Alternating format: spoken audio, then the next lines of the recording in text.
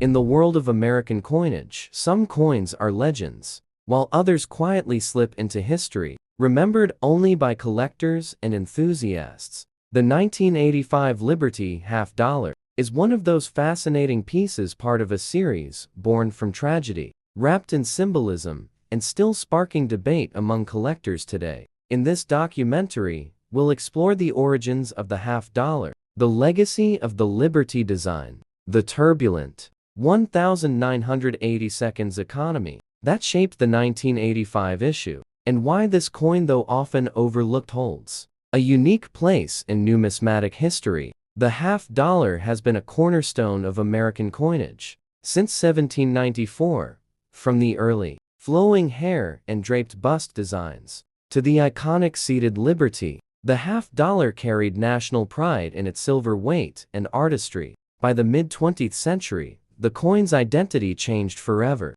In 1964, following President John F. Kennedy's tragic assassination, the U.S. Mint introduced the Kennedy half dollar. Americans embraced it not just as currency, but as a symbol of remembrance. Yet, over time, something strange happened. The half dollar became less and less common in everyday use. Inflation, rising costs of production, and the decline of silver in circulating coins pushed the half dollar out of regular commerce. By the 1980s, half dollars were minted primarily for collectors rather than for pocket change. The year 1985 was a pivotal one for the United States. Ronald Reagan was midway through his presidency, championing economic growth, free markets, and strong American pride. The Cold War was still very real, but cracks in the Soviet system were beginning to show. Inflation, which had plagued the 1970s, was stabilizing. The U.S. Mint continued its mission of producing coins not only for commerce,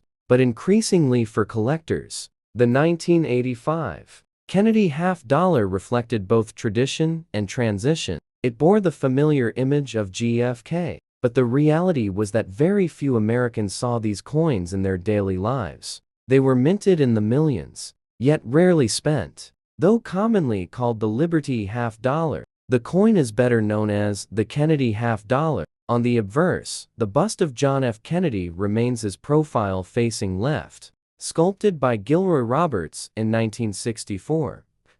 Kennedy's strong gaze, clean lines, and youthful energy gave the coin a sense of living memory. On the reverse, Frank Gasparo's presidential seal dominates a heraldic eagle, clutching olive branches and arrows, with a ring of 50 stars. The word liberty crowns the coin, tying back to America's earliest ideals. In many ways, the Kennedy half dollar of 1985 was a continuation of America's story, liberty, strength, and remembrance, all struck into copper and nickel. The 1985 half dollar was struck at both the Philadelphia and Denver mints, with additional proof issues minted in San Francisco. Philadelphia coins bore no mint mark, Denver coins displayed the D, and San Francisco proofs carried the iconic S. Yet the strange reality was this: while millions were minted, very few reached circulation.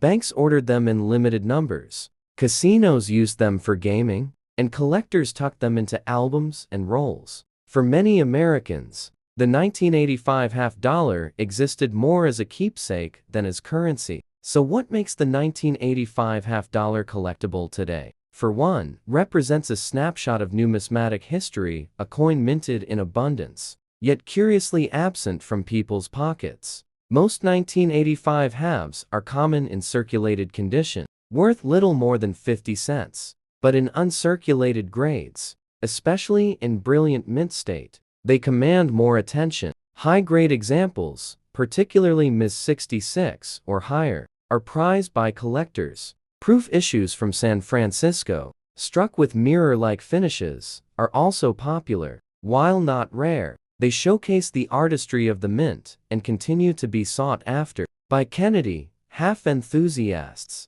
By 1985, the Kennedy half dollar had already begun its slow decline in circulation. In the decades since, its role has shifted almost entirely to that of a collector's item. In a way, the coin tells a broader story about money itself, How a denomination once central to commerce became obsolete in everyday transactions. Yet it lives on through collectors, through casino tables, and through history. The 1985 Liberty $50 may not be rare. It may not be silver. It may not even have circulated widely, but it represents something far greater. A coin that carried the image of a fallen president, a nation's ideals of liberty and strength, and a period of American history defined by both remembrance and renewal. For collectors, it's more than just 50 cents, it's a window into 1985. A year of change, optimism, and quiet symbolism. And so, the next time you hold a Kennedy $50 from 1985,